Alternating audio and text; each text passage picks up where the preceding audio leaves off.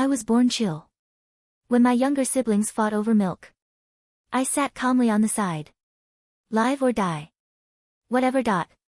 When we grew up, my sister snatched the better marriage proposal first, leaving me to marry the allegedly bankrupt heir, Adrian Sterling. I nodded, okay. As long as he's human, I'm good.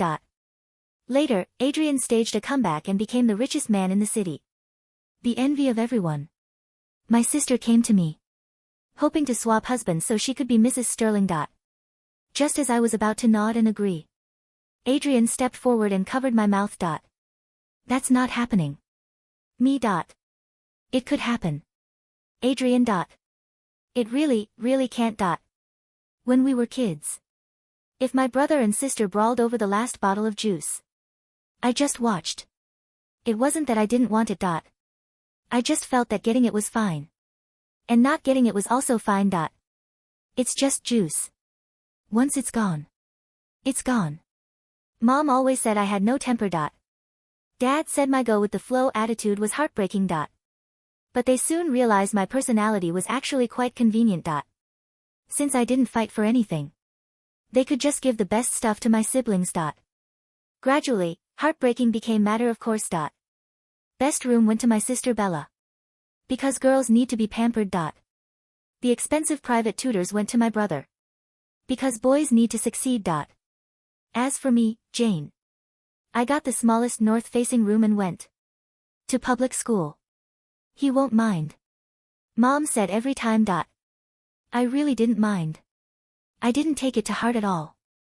At 23, I graduated and got a clerical job at a standard company, with an average salary. My life was ripple-free. Bella, 2 years younger, had just returned from studying abroad, and was waiting to be married off. At night, our parents called us to the living room. 2 portfolios lay on the coffee table. Dad cleared his throat. You're both at the age to marry. These 2 young men are suitable candidates. I picked up one. Adrian Sterling, 28, heir to Sterling Group. The man in the photo had sharp eyebrows and bright eyes, an outstanding aura. The file noted, Sterling Group has recently suffered from mismanagement and has filed for bankruptcy restructuring. The other was Liam Cole, the only son of the wealthy Cole family. Solid foundation, assets in the billions. Bella picks first, Mom said, looking at my sister as if it were the most natural thing in the world. Bella didn't even glance at Adrian's file. She grabbed Liam's immediately. I want the Cole family. She turned to me. Eyes gleamed with triumph and entitlement. Jane, you marry Adrian. You're not picky. Anyway. I looked at Adrian's photo. Okay. Mom let out a sigh of relief. Jane is so sensible. Although Adrian is down on his luck, he's still a Sterling. He's more than good enough for you. Dad nodded too. It's settled. Then marriage is marriage. It's just living life. Besides, truthfully, the man in the photo was quite handsome. From that day on, the house was in wedding mode. Bella's wedding was set for 3 months later. 50 tables at the city's finest 5-star hotel. Mom was busy every day picking dresses, jewelry and decor, spinning like a top. My wedding was set for a week after Bella's. 10 tables at a regular restaurant. Mom said, since the Sterling family doesn't have many people left, let's keep it simple. I nodded. Okay. Then came the dowry preparation. Truckloads of goods moved out for Bella. Designer bags, jewelry, antique vases, the latest appliances, and a check for $500,000 Mom prepared specifically for her. If the dowry is light, the Cole family will look down on us, Mom said while directing the movers. We can't lose face for me. Mom prepared 2 suitcases. One for clothes, one for daily necessities, and a modest set of silver jewelry. I looked at the 2 thin suitcases and said nothing. Mom probably felt a twinge of guilt and explained, Jane, you're marrying a bankrupt man. Adrian has nothing now. It's his blessing to marry you at all. He wouldn't dare complain about a small dowry. He should be grateful. Dad added. Your sister is different. The Coles are old money. We can't let them underestimate us. You should understand. I know growing up. Bella got the best because she had to marry. Well, it didn't matter for me. Because I didn't care. Caring was useless. This logic had run smoothly in our family for over 20 years. Like a precise machine.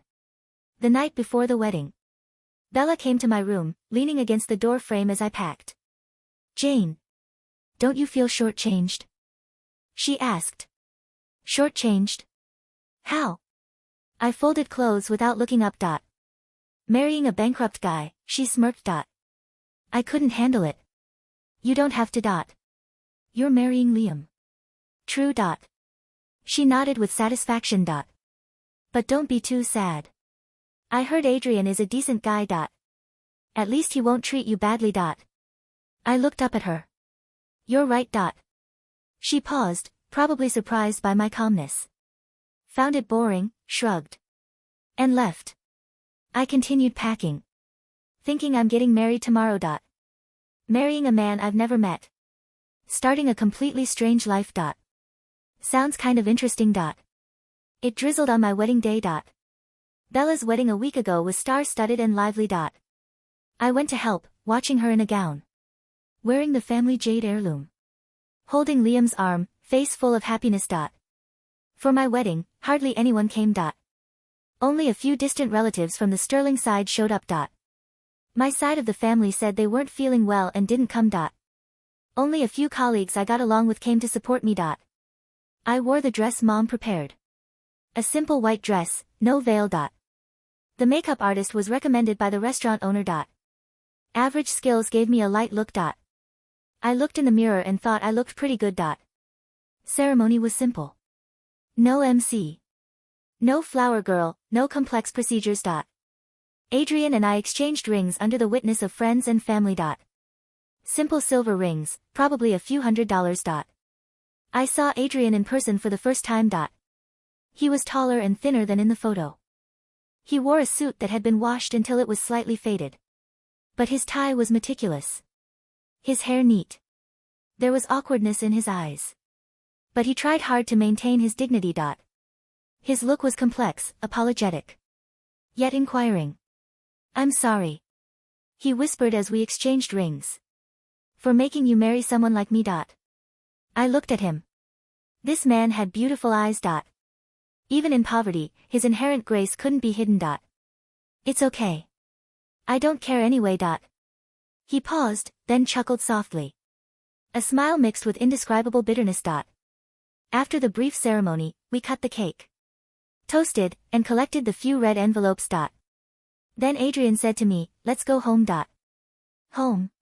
The word sounded a bit unfamiliar.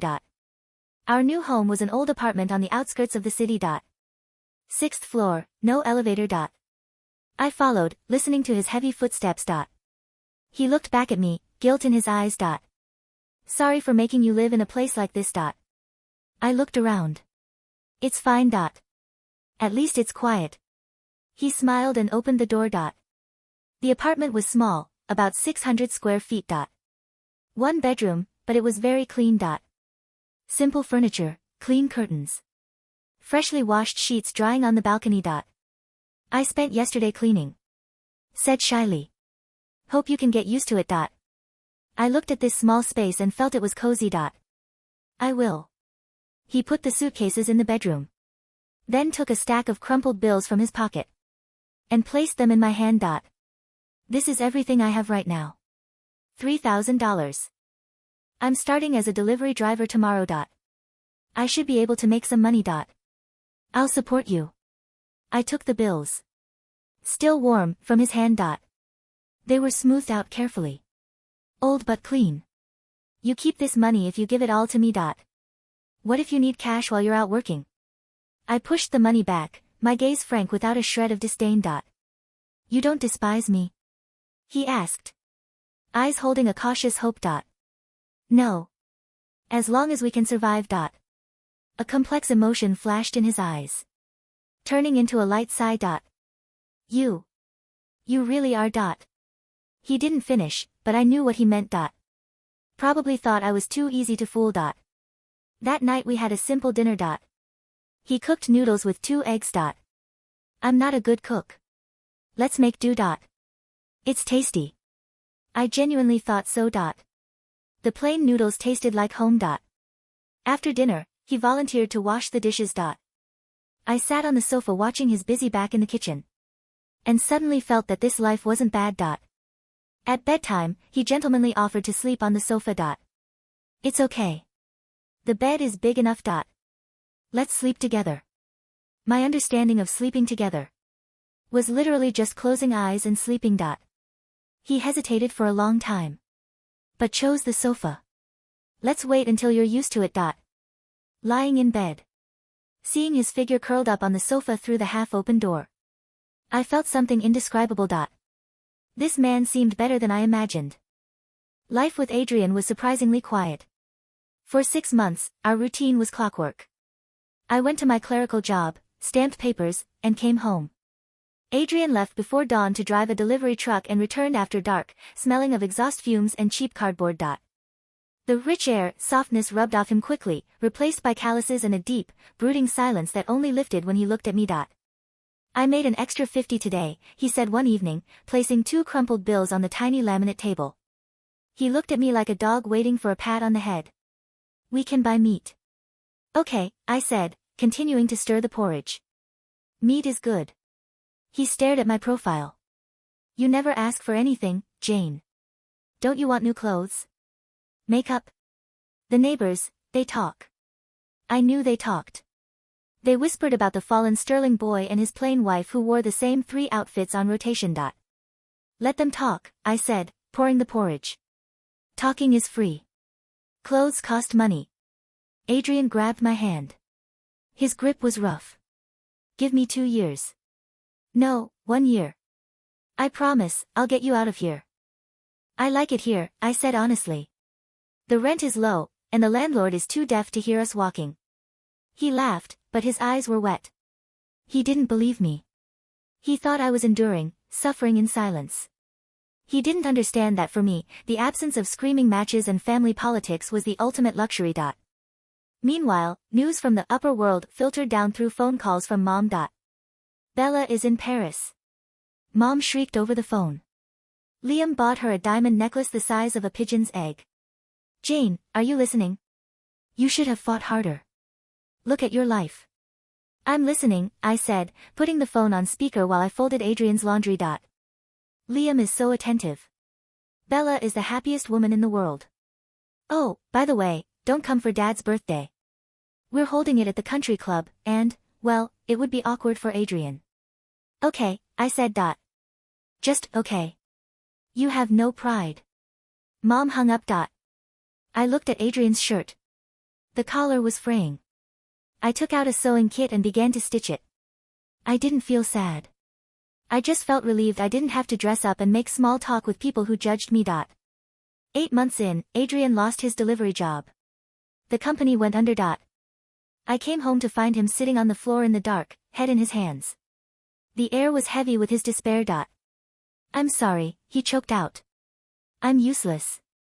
I turned on the light and sat next to him. Did you kill someone? He looked up, startled. What? No. Did you gamble our savings? No. Then it's fine. You'll find something else. He looked at me with that complex expression again, half awe, half confusion. How can you be like this? Don't you panic? Panic takes energy, I shrugged. What are you going to do now? He hesitated, then pulled a notebook from under the sofa. It was filled with scribbles. While I was driving, I noticed the logistics software the company used was garbage. It routed us inefficiently, wasted fuel. I wrote a patch. A code. To optimize it. I tried to show my boss, but he fired me instead. I took the notebook. I didn't understand the code, but I understood the intensity in his handwriting. Is it good? I asked. It's brilliant, he said, his voice dropping to a whisper. It could save a logistics firm millions. But I have no capital, no computer powerful enough to run the simulation, and no suit to wear to a pitch. I stood up and went to the bedroom. I pulled out the small tin box from the back of the wardrobe. Inside was my salary savings and the small amount of cash we hadn't spent. It was about $5,000. I handed it to him. Jane, this is everything. It's just paper until you use it, I said. Buy the computer. Buy a suit. If I fail, then I'll work overtime. We won't starve. He stood up slowly. For the first time, I saw the shadow of the man he used to be, the sterling heir. But this version was hungrier, sharper. He took the money, but he didn't say thank you. He pulled me into a hug so tight my ribs creaked. I will give you the world, he whispered into my hair. I just want dinner right now, I mumbled into his chest. The next 2 years were a blur. Adrian was a ghost in our apartment.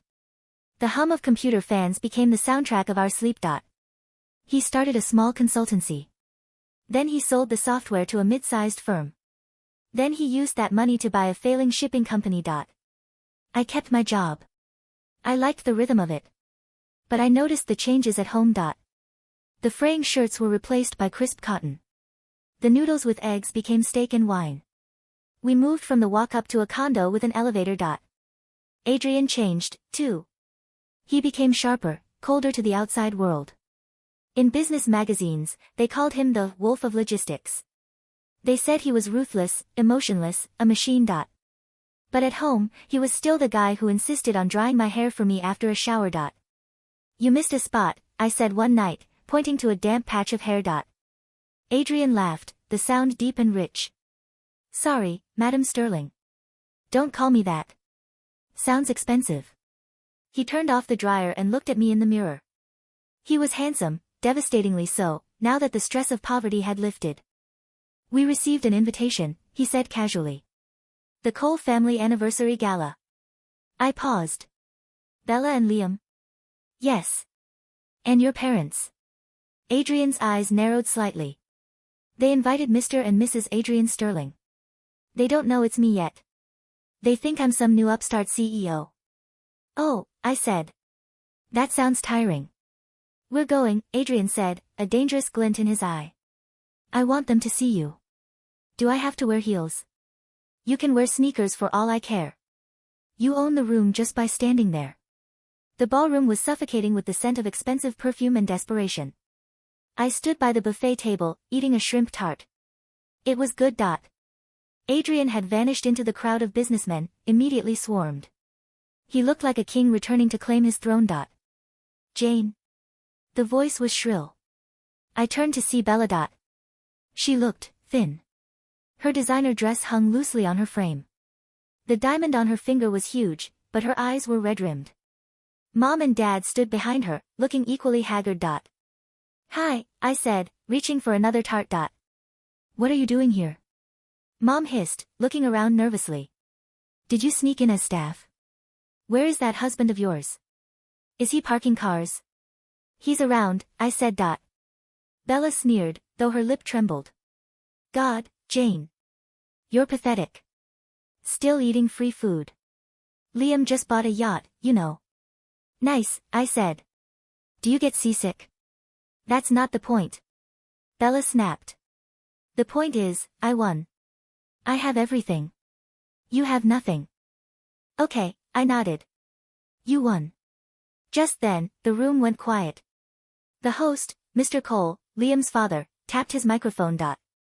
Ladies and gentlemen, I want to introduce the man of the hour. The new majority shareholder of Cole Industries, and the CEO of Sterling Logistics. Mr. Adrian Sterling. The silence was deafening. Mom dropped her clutch. Dad's mouth hung open. Bella turned pale, her eyes darting from the stage to me. Adrian walked onto the stage. He looked immaculate. He said a few words, gracious, sharp, intimidating. Then, he looked directly at me. I couldn't have done this without my wife, Jane, he said into the microphone. Her patience is the only reason I'm still standing. He walked off the stage, ignoring the handshakes, and came straight to the buffet table. Ready to go? He asked me, ignoring my family entirely. I haven't tried the chocolate fountain yet, I said. We'll buy a chocolate fountain for the house. Okay. Let's go. As we walked away, I heard Mom shriek, Jane. Jane, wait. I didn't look back. It wasn't out of spite. I just really wanted to take my shoes off. The aftermath was predictable. My phone blew up. Relatives who hadn't spoken to me in years were suddenly concerned about my health. Mom sent daily texts about family unity. Dad sent articles about how daughters should support their parents. I ignored them. Not because I was angry, but because I was busy. Adrian was busy taking over the city, and I was busy reading a new book series. But the rumors about Bella started reaching me. Liam was broke. The Cole family fortune had been hollowed out by bad investments, and Adrian's aggressive acquisition of their assets had finished them off. Liam was drinking. He was abusive. Bella was miserable. One rainy afternoon, the doorbell rang. It was Bella. She was soaked, shivering, her makeup running down her face. He hit me, she whispered. I looked at her. For a second, I felt a flicker of pity. Come in. I gave her a towel and hot tea. She sat on our Italian leather sofa, looking around the penthouse with greedy, hungry eyes. This is nice, she said, her voice trembling. Better than the Cole Manor. It's easier to clean, I said. Jane, she looked at me, tears welling up. I made a mistake. I chose wrong. Yeah, I said. You did. It's not fair, she sobbed. I was the pretty one. I was the smart one. Mom said I deserved the best. Why do you get this? You don't even care about it. That's probably why I have it, I said simply. She stared at me, her expression hardening. The sadness evaporated, replaced by calculation. Adrian still loves me, you know. He proposed to me first, technically. The portfolio, he wanted a wife from our family. He took you because he had to. I took a sip of my tea. Okay. You're so boring, Jane. You're a placeholder. Now that he's rich again, he needs a real wife. Someone who can stand next to him at galas. Not someone who stands by the buffet. I like the buffet, I said. The door opened. Adrian walked in, shaking off his umbrella. He stopped when he saw Bella. His face didn't show anger, just a cold, utter indifference. What is she doing here? He asked me. She says Liam hit her, I said. Adrian nodded. I'll call a car to take you to a hotel, Bella. Then you can call a lawyer. Bella stood up, dropping the towel. She smoothed her hair and walked toward Adrian. She put on her most charming, pitiful smile, the one that had worked on everyone for 20 years. Adrian, she purred. Liam is a monster. I realized. I should have chosen you. I was young and stupid. But look at us. We look good together, don't we? Jane, she's my sister, but she's not like us. She doesn't understand your world. She reached out to touch his lapel. Let's swap, she whispered, loud enough for me to hear. I can be Mrs. Sterling. I can give you the image you need. Jane can go back to her quiet life. She likes being poor. She's used to it. I sat there, cup in hand. I thought about it. Divorce meant paperwork. But it also meant I could go back to a small apartment and not have to deal with galas. I opened my mouth to say, okay. Adrian moved. He stepped forward, intercepting my line of sight, and clamped his hand gently but firmly over my mouth. That's not happening, he said, his voice like grinding stones.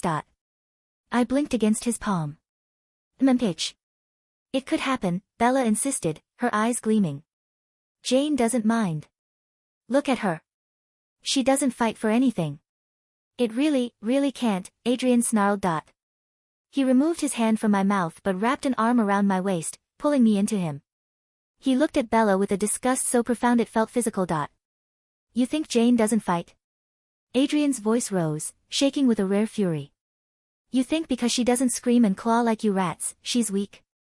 Jane fought the hardest battle of all. She fought the urge to become bitter. She fought the urge to become like you. Bella recoiled.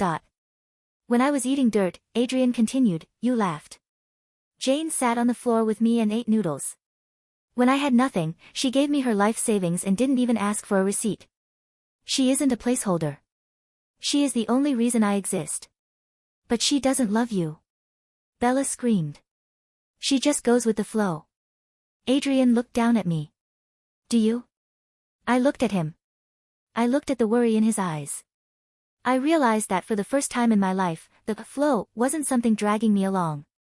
It was him. He was the current. And I didn't want to get out of the water. I think, I said slowly, that I would mind. A lot. Adrian exhaled, a sound of immense relief. He looked back at Bella. Get out, he said. If you ever come near my wife again, I will buy the building you live in and evict you.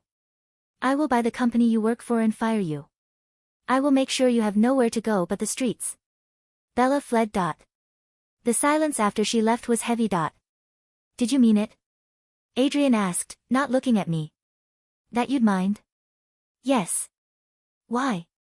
Because you know how to make the noodles exactly how I like them. Adrian laughed, but it was shaky.